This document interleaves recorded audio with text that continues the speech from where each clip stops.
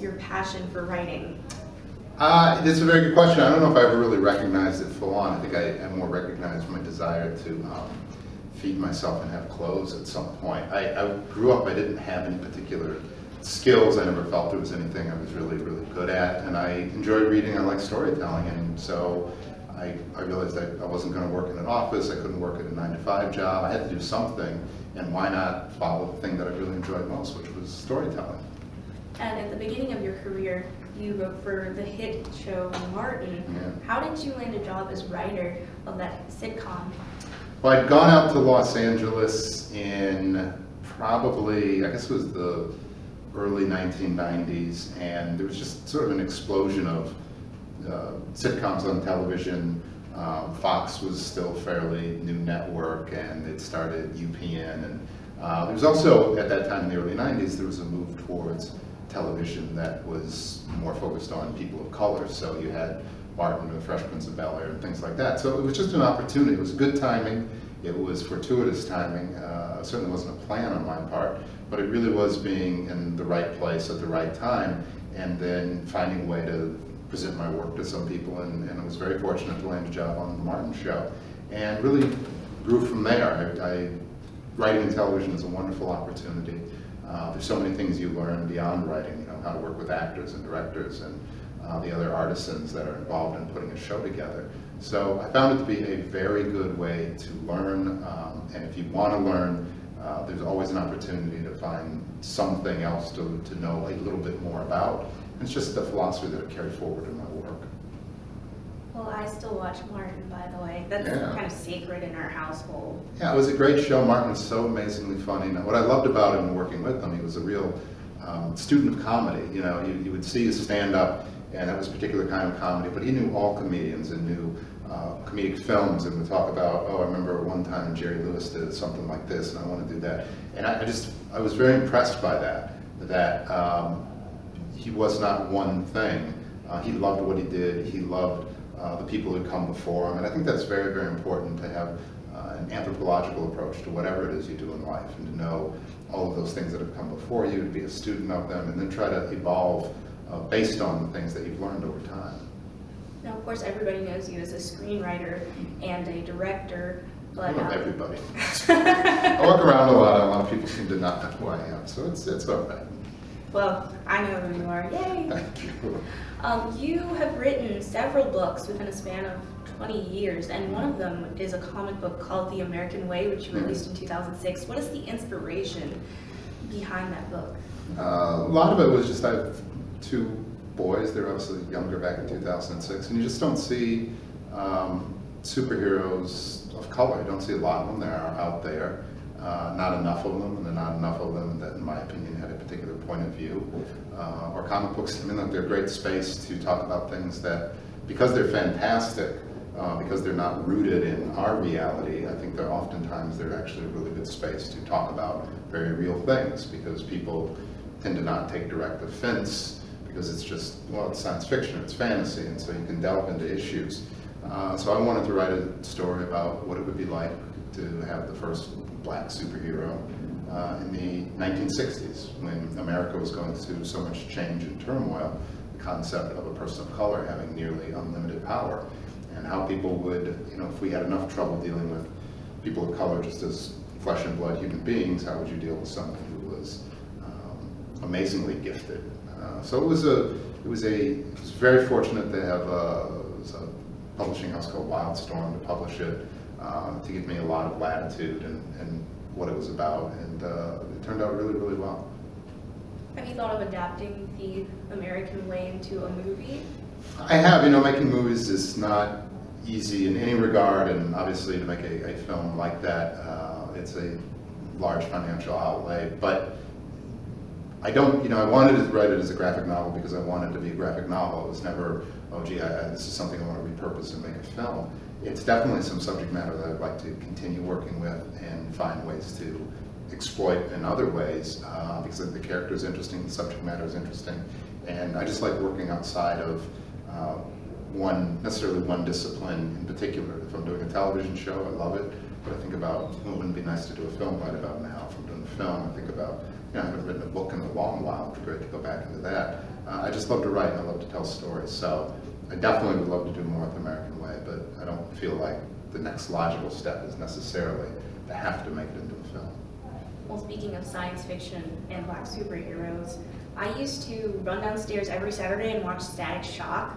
And you wrote some episodes for the series. Now, if the show is still around today, would you continue writing for them? I don't know. Again, I benefit from other people's graciousness. And there was an individual who worked on the show, and he liked my writing, and he said, you know, we'd love for you to write an episode. And he also said, oh, we'll give you an episode where Superman is going to be the guest star. And so to have the opportunity to write Superman, I'd actually written I'd written a part of a multi-part Justice League episode, and that turned out really, really well. And it's a lot of fun. So when people approach you with opportunities that most people probably wouldn't, you know, I don't think people of color often are given the opportunity to write for Superman or to write superheroes at all. And Static Shock, again, you know, to have a young superhero that my kids could look at and go, oh, you know, it's aspirational programming. In all those regards, you know, sometimes people look and go, gee, why would you do that? And I look at things like that and go, why would you not do that? So if it were around and somebody asked me and I had the time, probably, yeah, absolutely, I would. I don't, you know, I'm not a elitist in that regard. If there's something I love to do and I think it's worth doing, then I just always want to find a way to do it. Now I want to move on to a movie you premiered at South by Southwest last year called All Is By My Side, which is a Jimi Hendrix biopic. Yeah. Goodness, I saw the trailer on Vimeo, and I loved how it was written. I loved the costume design, everything.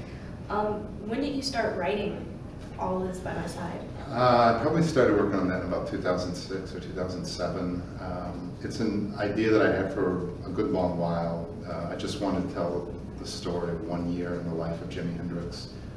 It was a year I think most people have no idea that he lived. It was a year he spent in London. It was really his formative year. And I was very fortunate, Andre Benjamin. I'd never met him. We arranged a meeting and sat down with him, and just an amazing, really an exceptional individual in all regards, but as an artist, basically unparalleled.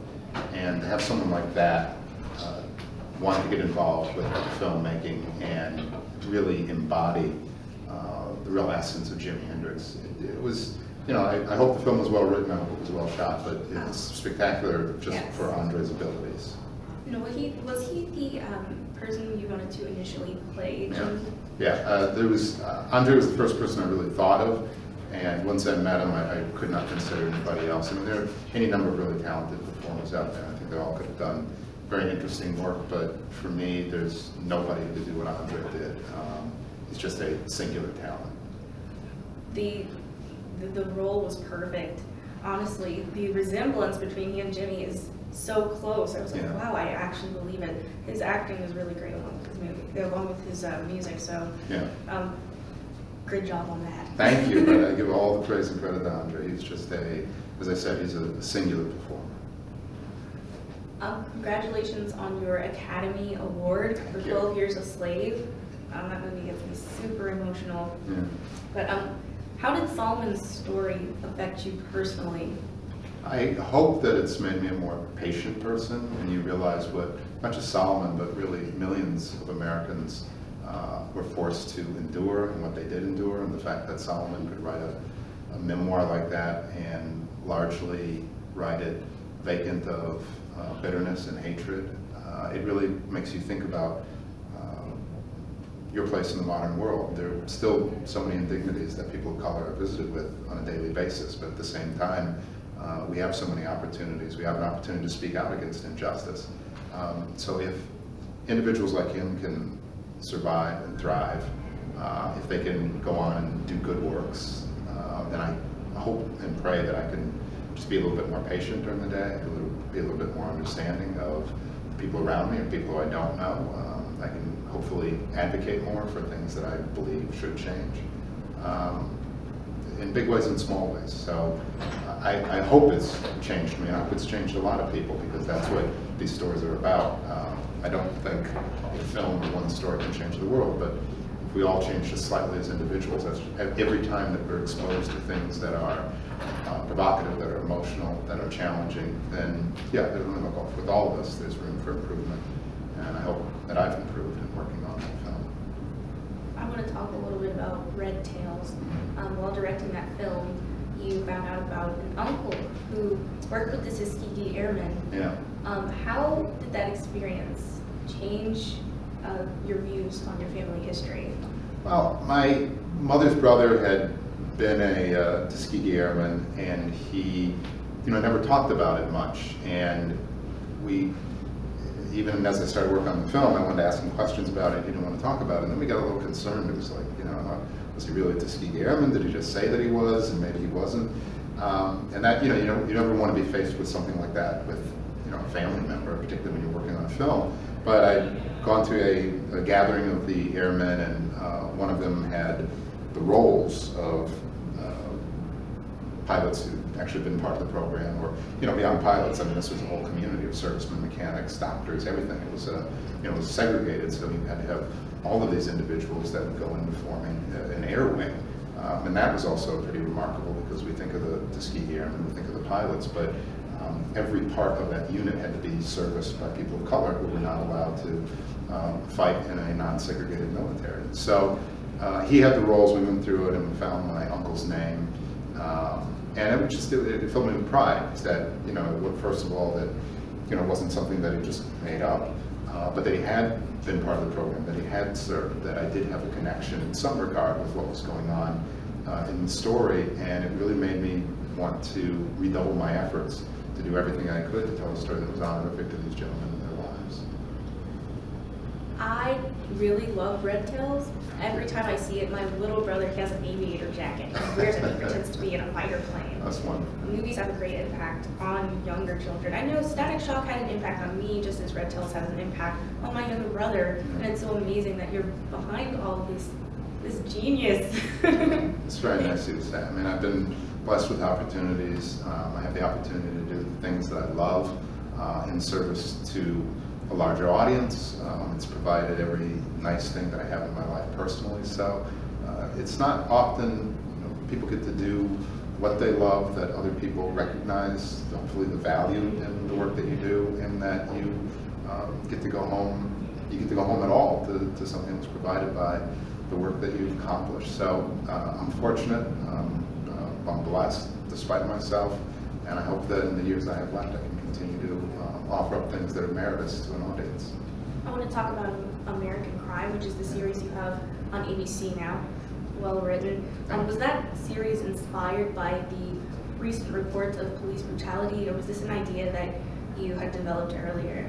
It was a little bit of both. ABC approached me actually before 12 Years a Slave was even in theaters, and it was just after the Trayvon Martin trial, and ABC was very interested in doing a show that was about who we are now and why we tend to not engage in matters of whatever, race or socioeconomic issues, gender, politics, political issues, issues of sexual orientation until there are these outsized events, and then we tend to be very calcified in our views. I thought it was a terrific idea, and I wanted to take it a step further and make it an exploration of people, not about police or prosecutors or lawyers, but really about families who are dealing with the emotional trauma of an event like this. But the thing that really, at least in this first season, that I was really wanting to hew toward was the Central Park 5 case that occurred when I was a younger man living in New York City. These 5 men of color who were accused of a horrific crime that they were ultimately completely exonerated of. They were not involved in any way, shape, or form, but at the time we were all told that there were evidence, there was confession, that there was no doubt whatsoever that these young men had committed a very horrible act. I have one last question before we wrap up. What advice do you have for young aspiring filmmakers, directors, and authors? What can they expect from this industry? The only advice I would give is no matter what other people's expectations are, don't let that inform your expectations. If you want to do what you do, then do it. And there's no reason. You don't need other people's permission to try the things that you want to do in life. It's really that simple. Thank you so much for joining me today, John. I really appreciate you being here, and I hope you have a great time at South by. Thank you very much. Thank you for having me. I appreciate it. Thank you.